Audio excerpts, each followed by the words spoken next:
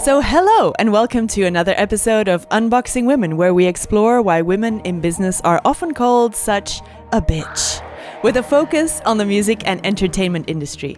My name is Rexx, and with me is my friend Maika Rose, and we are both independent recording artists and singer-songwriters based in Europe.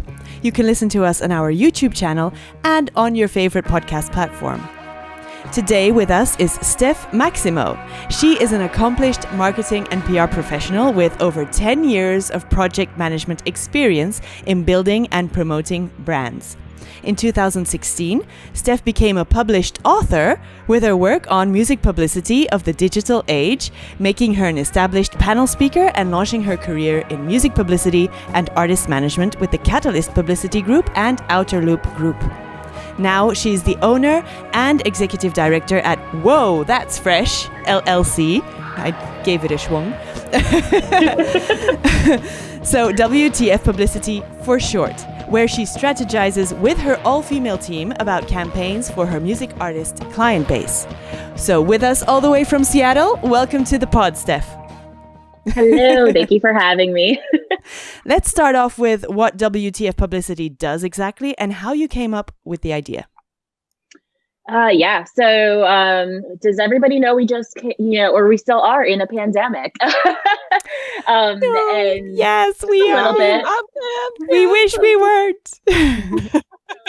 So I came up with the idea during the pandemic where the whole rest of the world, I think, at the same time had an existential crisis of what's my life? What do I want to do? What is my passion? And, I actually was at a corporate job, working in their marketing department. And I was, one of the team leaders in that department, and just said, I don't want this anymore. This is not my life. This is not, what excites me. And I thought about my past experience and, world in music PR and marketing and, artist management. And I kind of, said, I want to get back to that more and, get a little, I was still doing marketing and I still worked with music at my corporate job, but it just wasn't the same, So I decided to start Whoa, That's Fresh, which, we call it WTF. A lot of people say, what the fuck, you're allowed. And I did that on purpose. But really, it started just as me, wanting to be a freelancer and, just getting back into music PR again, like I used to, because it was always a fun job. So what we do is, or what I've done is build and develop bands, especially, ones that may have never worked with a publicist before. They're getting to that point where they're too busy that, handling requests on their own, or they're going on a tour and they really need that support. And it's a proud job. It's a tough job. And it's kind of like, I joke around. I'm like, it's kind of like having children, even though I don't have any children besides a cat, but in a way where, you're growing a brand, you're developing a brand, and you're seeing that go from, and this is just an example of bands that may have been playing to a 20-person audience to, just last April, I saw them play to probably 2,000 people. So, I think there's a pride in that, and there's a sense of accomplishment and drive to get to that point. And it takes a lot of time, it takes a lot of work, but it's also a lot of fun. So I really miss that. I miss the flexibility of working with artists that I was passionate about versus, in a corporate world, who somebody else, notably an old white man at the top, picks that you work with. Yeah. So it just started like that, just a small idea of wanting to be a freelancer. And then I started connecting with a bunch of my old friends in the music industry. I had been on about like a 3-year hiatus from full-blown music industry. Started connecting with old friends and old colleagues, managers that I used to work with, bands I used to work with. And I'm going to shout out Rivals. They're my babies. But I was their first publicist, 4 years ago with the release of their Damn Soul album. And right around the time that I was thinking of coming back, they were announcing a new album, Sad Looks Pretty on Me. And Kaylee, who great friend of mine, I started noticing that she's posting oh, we have a new music video out, we have this out, but I'm not seeing it in press anywhere, and I'm just like, girl, why don't you have a publicist? It turns out that ever since I left, like they've had a couple publicists and they just didn't really, vibe as well. And the label decided to go without PR for this release because the band didn't want to at that point. And I was like, well, I'm coming back. And it literally went from like Kaylee messaged the label manager, who is also a very good friend of mine. And the label manager was like, hell yeah, welcome back. And I became the in-house publicist for Smart Punk Records, like right then and there. Wow. And then, that brought a lot of other really cool bands to the table, but it was really fast. So it was literally like, I thought I was going to be part-time working and doing some freelance stuff. And all of a sudden, I would say within 2 months, we had a full-blown roster where I started needing help. So really recruiting other people, other women to my team. And it was a lot of women that had a very like mind to me, where, we were driven. We wanted to have our own independence, to kind of be our own boss and grow our own careers and have that sense of, empowerment and support as women within this company, and, work together and just support each other on these campaigns. And it's gotten to the point where, Gabby was the first woman I brought on. But now we have, over 6 women that work, pretty much full time on different campaigns. And I believe we have 32 artists on our roster at this point, somewhere around there. Yeah, it exploded.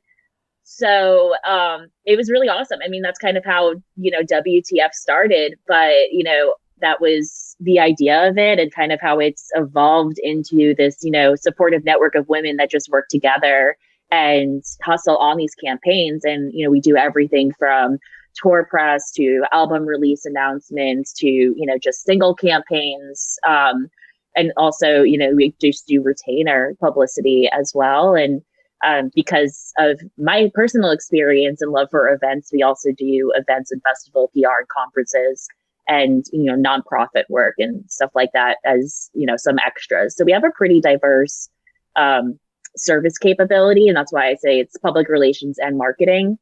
A lot of us come from really strong marketing backgrounds or journalism backgrounds. Have Pages with us, she's the former editor-in-chief of Alternative Press. And we also have Tori Kravitz, who was a journalist, a video journalist for Alternative Press and Monster Energy on Warped Tour. So, really cool women that have had the experience in journalism or have had the experience in marketing, and again, just wanted to grow their own careers. So that's kind of the idea. It being an all-female group, was that a conscious choice, or is publicity really very much a woman's game? I think it wasn't so much a conscious choice at the time. It kind of just happened that way. I think the mindset that I had coming into this, I was very much in a traumatized position from the corporate job and certain relationships I had within that job that just destroyed my self-esteem. Talking about such a bitch, your guys' tagline, but there were a lot of times where competition was big at that place. And, you had to be competitive to get up in the world. But if a man was competitive, and being aggressively competitive or rude or condescending, they were being competitive. But I was constantly being reprimanded for, being either emotional or rude, or I need to get along. I need to figure out how to work with this person. It was always my problem. And it was just, that's why I was like, I want to be on this show. That was what made me say, fuck this. I want to be my own boss again. I want my autonomy back. I want my independence back. And I don't want anyone telling me I can or cannot do something anymore. Yeah. Because that was big. So I think because of that's what started WTF, and that's kind of the driving passion. attracted a team of women. Like in the future, if a man comes, I probably won't say no because that's probably illegal. But you're not hired because you have a penis. Yeah, right. But I mean, it's definitely like that mentality of understanding that we're not here to be mansplained. We're not here to, have somebody tell us how to do our jobs. We're here because we're professional. We know how to do the job. We do the job well, and we're a team that you can trust. Mm-hmm. So, and that's a big thing. And I think we still have some challenges, especially with men in that respect. And also PR is a tough gig to have somebody trust you. So there is a lot of, there's definitely conflict. Just as in any job, it's still a job, it's still work. But it's definitely that passion that is like, I don't want a dude just ruining my self-esteem and making me feel like I can't do something, or I'm not capable anymore. And that was kind of what started the company. So it's kind of just wrong. Yeah. Yeah, I like that. So it's that because was the best. Yeah, Sorry? and that was the best. It was like 3 months after I had started this company and left this job. And, this was kind of a pain point within this position where this other person, as I said, this company was not a music company, but this other person also had experience in the music industry and tended to talk down to me as if I didn't really have education or knowledge of how things worked. And there was always like just conflict, or he would cut me off in a meeting, or I would try to explain copyright law, or, something that I knew about, that it was just, I would get caught off, or like, no, you're wrong. And I do it this way. And it was like, because this person was the one who dealt with music, I got put on this back pedal of, well, you don't know enough, or you're not within this company enough to be in this position yet. So that was tough. And I think over the couple of years of that, and kind of being treated in that way and not really having my past experience and my skills valued, I ended up having, really bad self-esteem. I went into a really dark place. I ended up having to take mental health leave from my job because of it. And, then 3 months later, after I started this job, I signed MXPX to my roster, and I was just like, fuck you, dude. Like, it was like, tell me I can't do shit one more time, Wait. Who is MXPX? Who's MXPX? Oh my gosh. We're not in America, so we're not on like the latest trends. Explain. They basically, I would say, started what is pop punk with Blink-182 and Simple Plan and NoFX back in the day. Yeah. Like their song "Chick Magnet" was the first song I ever learned how to play on bass when I was 13 years old. That title rings a bell. Yes, that title rings a bell. Okay, I see. So that was like my moment of like somebody who was on my wall when I was a teenager is now my client. That's great. And yeah. I literally was just like, and it was within like, only a couple of months of starting this company. And also within a couple of months of starting this company, I had bands like just great features coming out and like really good things were happening.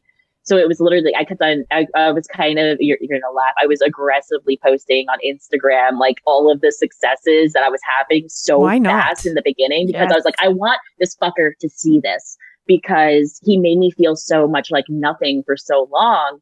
And I got no support in the workplace because of that.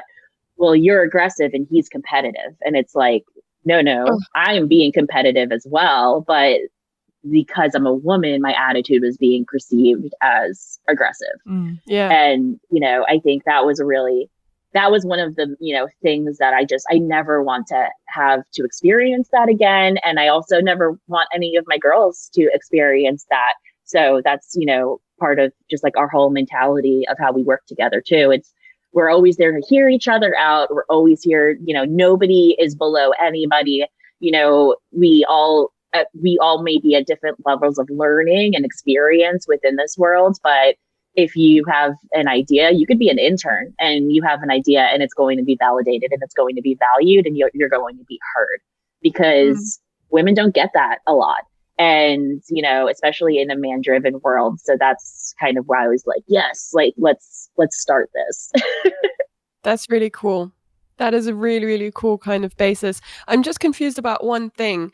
So you said you were the a in-house publicist for a label company. Yeah, But Smart that Punk was you Records. freelancing, or so they had you under contract, your company, or is it like? Yeah, they have WTF under contract. So yeah, a bunch of us work different bands under the label too. I have two girls, Tori and Arlene, who they're kind of our like rock and punk girls. So they work on a lot of their contracts and help help support each other on those Nice. releases. Yeah. Well, It's that's funny. Actually, right behind me is like my little smart punk table. Well, that's because it's great that you do it that way, because then you can work for different artists that might not be under that label, right? Absolutely. And it allows us to grow, and I think my background in project management too has really helped us with that, where it's like we have a team of girls, they all have their own strengths, and so we have Smart Punk, and Tori and Arlene work on them. If another band comes in that is more up Tori's wheelhouse, that will be under her contract. If there's a band that comes in, I have another girl, she's like my right hand, Gabby. If it's more under her wheelhouse, she'll kind of lead that campaign, and I'm more in the position of directing and assigning and just helping, have the campaigns drive forward, and then the girls individually manage the campaigns, manage the timelines, and then with the support of the other girls, do all of the pitching and kind of the day-to-day management of that.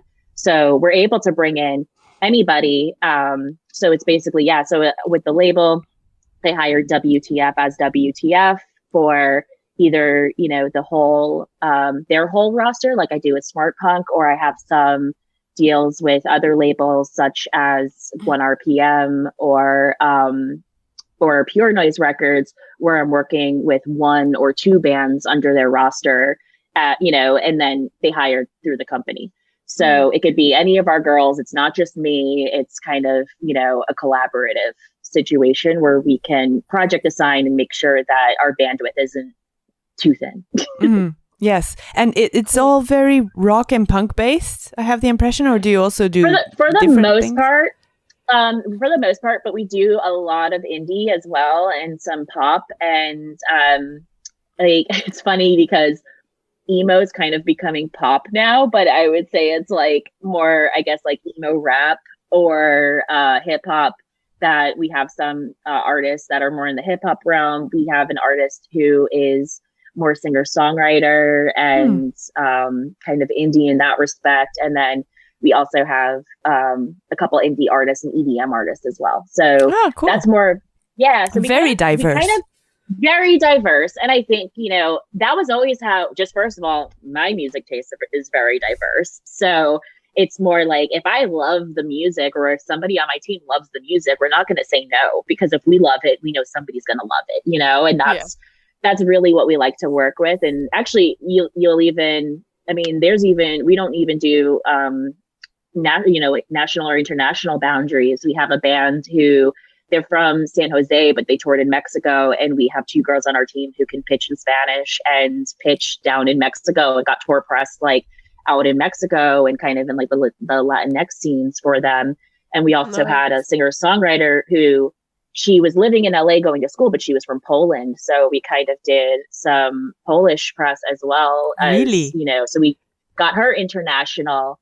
And we've also had an artist who is kind of like dark wave, cold wave. And that's very big, obviously, in Europe and Sweden and like that area. So they actually got picked up a lot in Swedish press and like Netherlands publications and things like that, because the music fits more overseas than it does over here. So what we do is very much, it's more like, we like to be diverse because we like to expand our network. And we also like to not punish our network with, the same bands all the time, or, hitting up the same four publications for everything. We want to be able to be diverse in our work, and also like not exhaust our own contacts. To me, if you have 10 bands and they're all metal bands, there's only a handful of magazines that you can really pitch for those. And, I don't want to have the whole company, rely on that, because if something falls through, I want to be able to diversify and say, okay, well, we'll go over here and, find this new market and get our feet in this new market. Because at the end of the day, it's all about the music that we like and that we really can get along with. Smart. And that's the best way, if you really like or love the music, then you're going to do your best to get it out there. And so that's the way to go. And then it doesn't matter what genre it is, as long as you know where to pitch it to. Exactly. And we do really in-depth research, and that's, and that's kind of a lot of what I wrote about in my thesis, and I've also brought with me is like, especially in the digital world now where everything is online, it's not just print publications anymore. You're not looking at a newsstand for research. You can find so many journalists and writers in so many places that you would never expect. And those relationships can, grow into bigger relationships too. So it's really, that's another reason why we're able to work with podcasts. We're able to work with nonprofits and, events as well, because it's really just finding the market, researching the market, finding who's the best contact, and really putting in that time and dedication versus relying on like a press release to go out and get posted somewhere. I mean, we have the press release for the information, but really the work is in the research and the campaign building and the time we put into making these connections and personalizing those connections. Like, it's not just, hey, listen to the song because I think it's good.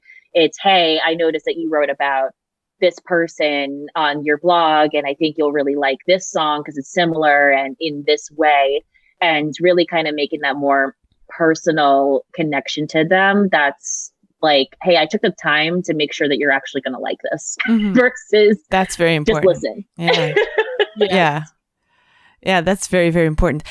It's wonderful how once your internal kind of vibe changed because you took some time away from, those toxic men that you were working with. Excuse me. And how immediately it just all kind of started flowing in the way that you wanted it to. I think that's a really great story. I think that is really very precious in, how people can really bring you down mentally, but also just stuff that, just doesn't happen for you anymore because you're not in that mental space. And once you can free yourself from that, you just, your true purpose kind of bubbles up again. Yeah. Oh, absolutely. It was funny. I made this reference, and I'm going to preface this by saying I love my old company and the people there are great, but this is not really saying this about the company, but I felt like I had left a cult and come home. That was kind of like, I mean, that's my analogy that I've used before, is that I felt like I was in this place that I thought I belonged, and I thought that I had support and people around me, and that I kind of got, I don't want to say brainwashed in, but like, I just got sucked into, and that entire, like, that company was my life. And like, I didn't have friends outside of it anymore. And I lost touch with a lot of my music industry contacts. And it was just one of those situations where I didn't realize it until I had gotten out and took that time. And this is why I'm very open about saying, like, yes, I took 4 months mental health leave. Like thankfully we have that where, I was able to do that. And take paid leave. But I did because I got to the point where I couldn't function on a day-to-day basis anymore. I just couldn't even go to work without being miserable and crying. And I mean, it was a bad place. We were in the middle of a pandemic too, like just the world was falling out around us. So it was, and I'm open about saying that because, I have PTSD or CPTSD, and, I needed that time. I wasn't going to be able to grow without that time. So it's like, I recommend to anybody, like, if you're ever feeling stuck, just step away and just like take the jump and step away. Because just as you said, like, I came out of this feeling like I came home and feeling like I'm back in a place where I belonged, with like the warmest welcome parade that I didn't even expect. That like, I thought I was going to come back in and things were going to be really hard, and, people were going to like be mad at me or something. Like, I don't know what was in my head about how I was going to come back, but it was the complete opposite of what I expected. And it was heartwarming, and it was like a really happy moment where I was like, okay, I feel good now. And then I took that feeling of feeling good and was like, now how can I take this feeling and make it better and like bring it to other people too? And that's kind of when I brought the girls in as well. And it's like, be your own person. And, I think that's another thing is like in our company, there's never a day where if you say that you need a mental health day, take it. If you are, just woke up on the wrong side of the bed, take the time. As long as you're getting your work done, you can take all the time you need.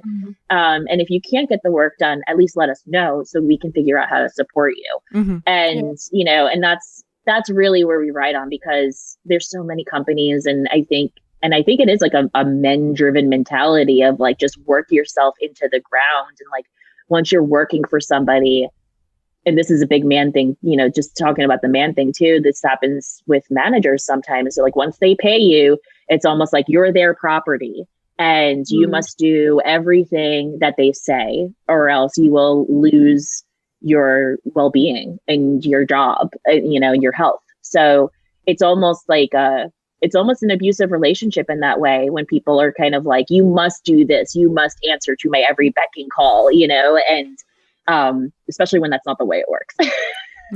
It sounds like a little bit like in your old company, you or people in general were valued by what they achieved first and foremost. And when you went back to the music industry, you were valued for your personality first and foremost. And obviously also you can achieve a great deal, but that's not the thing that is the most important. Yeah. And experience as well. I think it was like your experience didn't matter at that other company. And that was hard for me too, because I have 2 master's degrees. That's a feat, especially for somebody like me, who I do have mental illness. Like I have, struggled in my life, and I'm the daughter of a single mother and was, with an alcoholic father. So it was not a great upbringing either. And I felt like I had made all of these achievements. And then I got into this company where they were like, well, your degrees don't matter, because most of the people in that company didn't even go to college. So it was almost like you can achieve so much more, and it doesn't matter what else you've done in your life. That's a bit strange. Like they were intimidated. Yeah, probably. It was tough. It was tough. It definitely felt a little culty. So I think that was don't play yourself up as a big shot just because you've got 2 master's degrees. Kind of like that. Yeah. I wanted to say that that's actually great advice that you gave there. Like if you're not, if you're not feeling well, if you're not feeling good in what you're doing anymore, just step away for a second, but take the distance, and that will help to see things in a different perspective. I think that's really great. I think we both have had that as well. Sorry, just slightly elaborating on that. I think Dana and I have both had that as well. I had that during COVID as well, where just kind of, I was doing my music beforehand, and it just wasn't going anywhere, and that COVID made me, like, literally the lockdown, I couldn't do anything anymore. I couldn't I couldn't work. So, maybe I had money problems, but I couldn't do anything about it. And there were loads of things, and it was just like 5 weeks of pure bliss. And I started writing, and I started like actually being happy with writing music again, and doing all these things and finding the joy. And then from that came the recording and releasing of my EP, which I did now. And it's just insane how that stepping away, being relieved of the burden of having to do something, gives you the freedom to just find what you actually want to do, because that will be the thing that you will do naturally. Yeah. It gives your brain a moment to reset, and just like, instead of being stuck in a routine of this is what I have to do, it's you're able to just reset and then have yourself figure out what you want to do, because you've got this routine of I have to do this, I have to work, I have to, take out the trash, I have to do A, B, and C every single day. And then all of a sudden that routine is over. And then your brain is like, well, what do I want to do? And and you don't know at first, and you're kind of stuck in this fog. And then once it comes together, just really awesome things happen. So and I cannot recommend to anybody more to take time. Like, I was scared to do it, but I did it, and I was so happy I did. Yeah. I wanted to ask you, so clearly they thought you were a bitch at your old job. What about now? Has anybody... I was also a little too East Coast. That was the funny thing too. Living in Seattle, which is like just very passive aggressive West Coast attitude, and then being from New York, which is very like in your face and blunt. I've been called a bitch so many times. For the attitude, or for like for the attitude, but basically on a personal level and on a professional level, or everything. I think they're like, you're a little much. I'm like, okay, I'm sorry, but it's funny because you just, again, you see a man have the same attitude, and it's a completely different response. Yeah, it is. Yeah, I don't think you're too much, for the record. Thank you. Thank you. You'd fit right in Europe. Yes. Yeah. See, I already know that. I came from a European family. My one side is Greek and the other side is Polish and Russian. Like, I know. There you go. There you go. And so what about the mansplaining? You were telling me offline, off the recording, that there was some stuff going on with people starting to mansplain. We hate that. It happens so often too, and it happens a lot. And it's like, I'm going to make this real broad because there are situations. There's a situation very recently that happened, but I'm going to say this happens all the time. And it is a lot of times, going back to expertise and experience and, just having your feet in the weeds. Like, there's nobody else that knows more about what is happening in the media industry right now than myself and my team. Like, we're very involved. We talk to journalists. We, on a daily basis, we're emailing people on a daily basis, TV bookers. We have friends everywhere. We're talking to other publicists. We're networking. Right now, things are very hard, and they're harder than ever. And PR's never been easy. And it is one of those things where if you really think about it on the grand scheme of things, how many bands and artists are out there? Just look at one Spotify playlist and just see how much is out there. And then think about the fact that all of these people are competing for the same space in the media.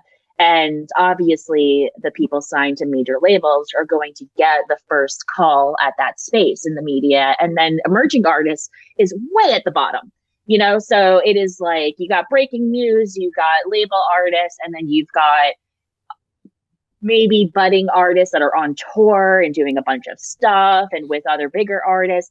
And then you've got the emerging artists that may not be on tour, that may have a tour coming up, or, are kind of in an album release campaign that's just starting.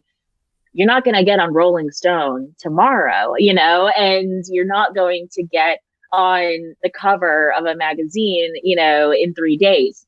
A lot of it takes time. Talking about rivals. I was working for them for 4 years, and it took a long time for their second album was the one that finally hit the Billboard charts, It happens where I'll bring up another band, a more metal hardcore band that I've personally been friends with for a very long time. They're called Ice Nine Kills, and they've gone through member changes. And I want to say probably like 6 to 8 albums. I can't even count anymore how many they've had.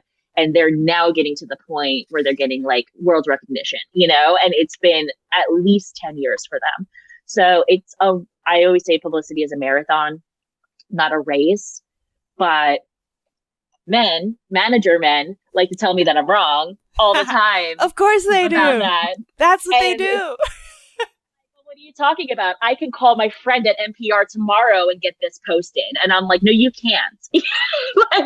It's just like, no, you can't. And so it's just stuff like that happens all the time. And then that mentality, again, as I mentioned before, well, I'm paying you to do a job, so you must do it. And, it's like, well, I am doing my job. I am doing the research. I'm doing the pitching, and it's almost like I constantly feel like I have to back myself up because other people are telling me I know better than you and you're not doing your job. And we have to provide all of this documentation. So I always say, keep everything in email. Like, you know, I have to have like almost like I used to work in a law office when I was in college. So like have that like law office mentality of like, keep the receipts, because we're constantly defending ourselves to these mansplaining situations where they are literally like, I've literally gotten emails where it's like, we need this to be posted on Alternative Press and Kerrang and Rock Sound and this and that, like by tomorrow. And it's like, it's not going to happen. And, you know, I was like, I've been pitching all of these people. It's just not happening at this time. They're too high of reaches for this band. And there's this argument or this fight back that comes with it. And this one specific example, and I will say, if this friend is watching, I am sorry, but I am bringing this up because you fucked up. But literally in that, getting bombarded by a bunch of texts outside of business hours, being told, like it was 7 o'clock in the morning, my time, being told that I was wrong about my analysis of the media industry and that I needed to at least do my job because I'm being paid. And when I argued back against that and basically said, listen, like, I'm telling you how it is, blah, blah, blah, blah, I got shot back with, I can't tiptoe around your mental health issues. And I was like, excuse me. Whoa. Well, excuse me. First of all, where the fuck did that come from? And it was one of those things where it's like, I knew that, and I literally said, you can go fuck yourself. Like, I was like, you just hit a bar that I didn't think you could fucking hit, and you can go fuck off right now. And like, do not bring my mental health into this. That has nothing to do with anything. And, you know, and I was just like, I have a team who's supporting. I've been telling you to send emails. I've been telling you to make sure that these things are not missed. Like, and then I've also been communicating to you the feedback along the way. Like, I don't know what you're saying. I'm not doing my job. And to bring my mental health into it, it is like, so you know that I'm doing my job. You just have nothing else to say about it. Exactly. So instead, you're attacking my mental health, which is literally the most mansplaining thing I could ever fucking think about, because it is such like, you're too emotional to do your job right, which is such a man thing to say, that it just hit me and triggered me on such another level that I was just like, oh no, you fucking did it. Like, I was just, you know, like, that's crazy. The thing that does is that it hits you so hard and you're like, oh, and it makes you emotional in that moment. So then they can say, you see?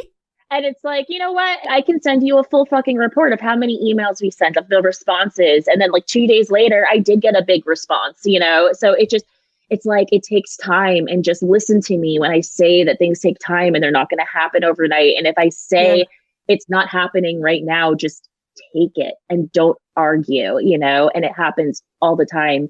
You know, and this is, again, I've had managers who are like, well, why isn't this on Brooklyn Vegan? Why isn't this on Consequence of Sound? I can email Rolling Stone tomorrow and get this posted. And it's like, dude, this is this dude's first album. They're not posting it on Rolling Stone. And they're like, well, my friend will do it for me. And it's like, no, they won't, because then they do it. Then they try to like step above you and do it. And then the person says no, or they just don't respond. And then, you know, it's like, I kind of want to be like, I told you so. It's that pettiness of it. You know, or, you know, it's happened at other times where, you know, I'll get, well, you didn't hit up this person. You didn't reach out to this person. They're my friend. I know they would have covered this. And I was like, well, I did reach out to them. They do have the email. Here's the proof that they do. And they passed. Like, there's nothing I can do about that, you know? And I think that's the hard thing about PR and this job in general, is you're pitching with like a 2% chance of success. And nobody understands that. And when you get a 10% chance of success, it is a huge win, and it is a wildly successful campaign, but it's never enough for anybody, because they always want more, and they think that they know better than you do about what this industry is. And I constantly have to be like, you are hiring us to provide a service and to provide our expertise. And the fact that we work in this field on a daily basis, we are in the news feeds, and we know everything that's going on I know when a breaking news story is going to happen before it even happens, because 9 times out of 10, a publicist is complaining about it in a private Facebook group that we are all in together, Ooh, so secrets. I mean, we do. We have these like, or there's like these posts where it's like, hey, I'm working with this person and we're about to announce this big thing. I'm looking for brands to collaborate with. Like, that's the networking that we do. And there's a lot of, it's a lot of inherent knowledge. And then, when you don't have legitimate, I mean, we do provide results, but when you don't have, the Rolling Stones or, and I'm going to keep saying Rolling Stone because you have no idea how many times I get asked for Rolling Stone from an artist that they're releasing their first EP. I'm like, are you crazy? Like, do you have realistic expectations at all? Yeah. But it's true. I mean, if they're hiring you for your expertise, but then afterwards they're saying that they're better than you and they can do it better, then why did they hire you in the first place and not do it themselves? Yeah. Yeah.